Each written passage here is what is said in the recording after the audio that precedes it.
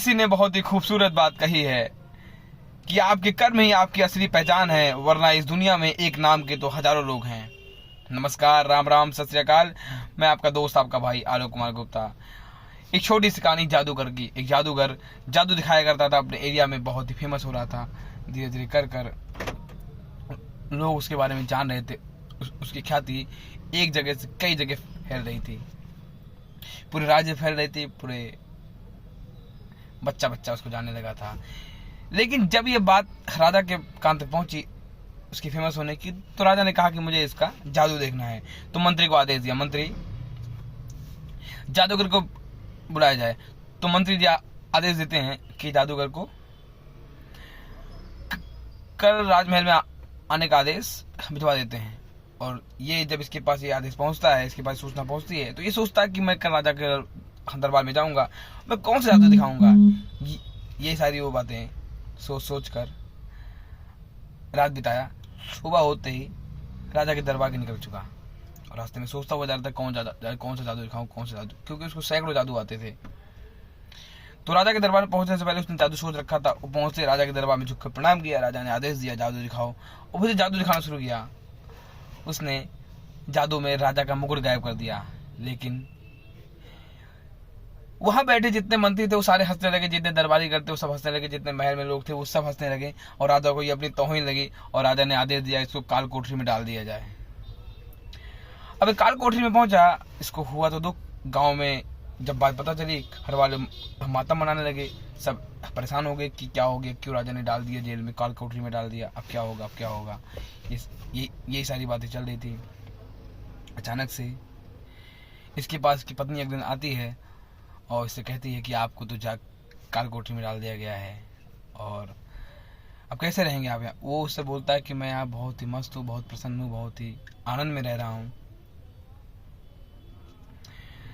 उसके थोड़ी देर बाद जब उसकी पत्नी चली आती तो राजा मिलने आता है और राजा के आते ही ये निराश हो जाता है, हताश हो जाता है और बहुत दुखी हो जाता है। मायूस से चेहरा बनाकर बोलता है कि राजन, आपने मुझे जेल में डाल दिया है और कोई बात नहीं, मरना तो एक दिन सबको है,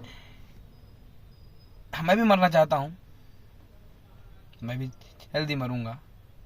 लेकिन मुझे इस बात का अफसोस रहेगा कि मैं एक कला को सीख रहा था, उस कला को मैं अपने साथ लेकर मरूंगा। अच्छा, बोलते हैं ऐसी कौन सी कला है। तो बोला कि राजन, मैं अपने घोड़े को उड़ना सिखा रहा था, मैं एक ऐसी कला सीख रहा था जिसमें अपने घोड़े को उड़ा सकता हूं। लेकिन अब ऐसा लगता है कि मुझे अपनी इस कला को लेकर मरना पड़ेगा, मैं कला दुनिया को दिखा नहीं पाऊंगा। तो राजा उससे कहते हैं कि ऐसा क्या। बोला, हाँ राजन, ऐसी ही बात है।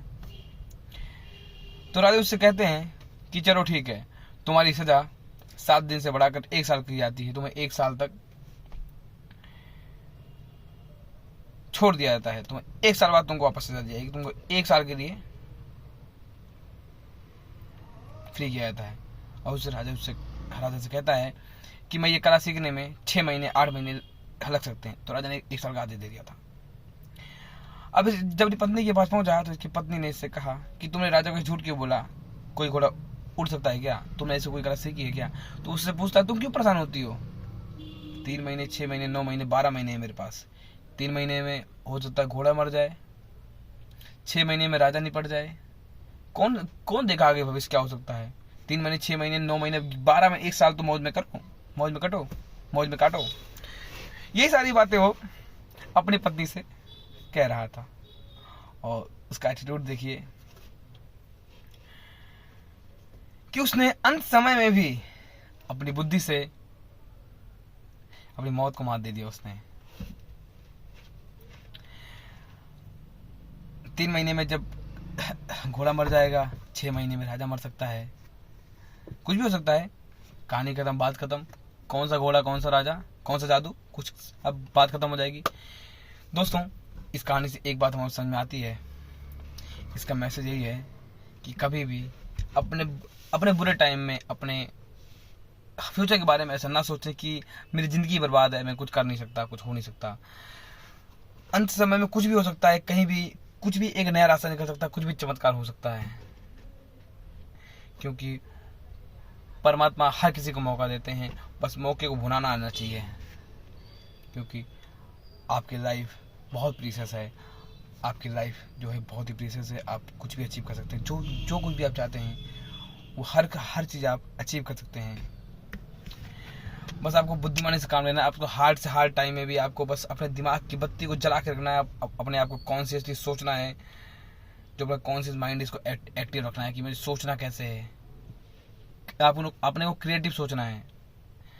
समझ में ये बात? तो कभी भी डिप्रेशन जैसी फीलिंग नहीं आनी चाहिए, क्योंकि लाइफ है, लाइफ में अप एंड डाउन तो आते हैं, कभी भी कुछ भी हो सकता है। आज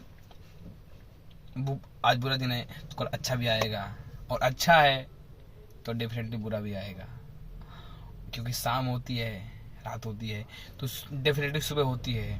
और अगर धूप का मौसम है, गर्मी का मौसम है, तो शाम होती है तो ठंडा भी पड़ता है। नमस्कार, राम राम। आशा करता हूँ आपको बढ़िया लगा होगा। जो पार्ट आपको अच्छा लगा कमेंट में बताएं, और वीडियो को लाइक करें, और शेयर करने का मन करे तो शेयर भी कर दें। नमस्कार।